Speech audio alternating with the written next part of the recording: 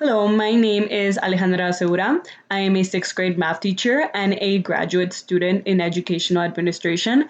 Today, I'd like to talk about and share my reflections on the role of instructional leadership, specifically focusing on insights I gathered from Chapter 3 of the book Breakthrough Principles, from the Principal Toolkit 3.9 found within that book, and from the leadership and ethical challenges shown in the case study by DeMatthews and Knight. Throughout this analysis, I'll also be connecting these ideas with the Texas Principal Standards, specifically Standard 2 of Human Capital and Standard 3 of Executive Leadership. To begin this analysis, I will start with describing a bit of what Chapter 3 of Breakthrough Principles highlights. One of the major ideas found within this chapter is that idea that teaching and learning is the core of every school's work.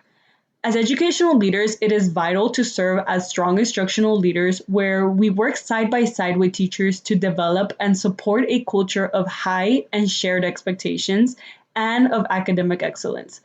Effective leadership means setting a shared definition of rigor, aligning teaching to the standards, and using data to drive daily instructional decisions. These principles and actions resonate deeply with the Texas Principal Standards 2 and 3, which ask school leaders to develop and support teacher capacity, ensure that instruction is purposeful and standards based, and demonstrate the moral imperative to educate all children.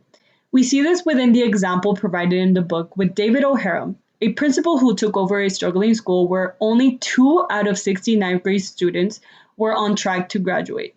His leadership and commitment to aligning instruction, assessments, and the school culture around a shared vision truly impacted the improvement of the school. His team reworked lessons after analyzing what worked and what didn't, and would even create performance-based assessments that ask students to research deeply and present their findings. This example shows us that effective leaders help teachers grow. They model the best practices and they ensure school systems are designed to support strong instruction. Along with this example, in Chapter 3, the authors presented 4 key levers that principals utilize to improve achievement at their schools within the book. These levers include aligned curriculum, classroom practices and instruction, data, and student-centered differentiation. For this analysis, I will specifically be focusing on Lever 1, which focuses on our understanding of the standards and how they connect to daily instruction, and Lever 3, which focuses on how data is utilized to drive instructional improvement.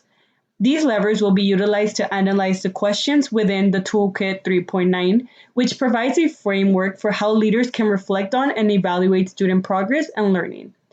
When we look at the reflection questions in Toolkit 3.9, some of the questions ask us to consider how teachers assess student progress, how frequent students are assessed, how frequency is monitored, and how evaluation data is analyzed and utilized by teams to improve instruction. I wanted to connect these questions because I feel like the responses are pretty similar and align with one another. We know that in effective schools, assessment should be more than just formal assessments like those unit tests and quizzes, but it should also be those informal checks for understanding, those exit tickets, the performance tasks, and the classroom observations. As we see in Chapter 3 with Principal O'Hara, the teachers in this school assess students regularly, not just with tests, but through tasks that require them to demonstrate deep understanding. Assessments should also be frequent, aligned to the standards, and consistently used across classrooms. For example, all 4th grade teachers should be using the same common assessments and rubrics so that students are held to the same expectations. Also, by utilizing assessments the same way across classrooms allows for teachers to make those equitable decisions for all their students. As for frequency, I believe schools should be assessing as much as they can, preferably every 1 to 2 weeks. Because with frequent data, teachers are able to understand whether students truly grasp the knowledge and whether they are fully able to apply their knowledge. Also, frequent data provides a detailed awareness of each student's current knowledge and data, which can be utilized to inform instructional planning to better meet the needs of the students. Through frequent data and various forms of assessment, teachers are then able to effectively analyze and utilize data to improve instruction. Data can be used to make real-time adjustments to improve instruction depending on the needs of the student. Within Lever 3, focus on data analysis and action planning, we see that effective data analysis can help teachers improve their practices, meet the needs of their students, and support instruction. Furthermore, teams can collaborate to look at data and see what students are doing well and where they are struggling. This type of data analysis fosters a culture of continuous reflection and improvement since teams can constantly look at data to guide their instruction or their corrective instruction. I will now move on to the other reflection questions from the toolkit that ask about how the assessments are aligned to the standards, how we monitor alignment to the standards, and if students in the same grade and courses are evaluated using the same criteria. These questions, I feel, target a lot more of the equity aspects of it in education because if assessments are not aligned to the standards or are not the same across classrooms, we're not truly providing fair learning opportunities to all the students. Also, misaligned assessments can create confusion and lead to missed opportunities for growth. As educational leaders, to prevent this and produce alignment, as seen within Level 1 of aligned curriculum, we need to work with staff to build that shared understanding of the standards and the level of instructional rigor needed to support student learning and success. We also need to constantly review plans to provide teachers with feedback and to ensure their plans are aligned to the curriculum. Also, we need to promote collaboration between teachers and the instructional coaches so that they can work together to analyze data and plan appropriate lessons, strategies, and assessments that connect with all their students' needs while remaining aligned to the state standards, which ensures that students are given the right level of rigor and the same expectations as everyone else. We also need to consider and analyze what level of content and skills the students must know, what kind of assessment items they must be able to complete successfully, and what our daily approach to instruction should look like to build student knowledge and capability.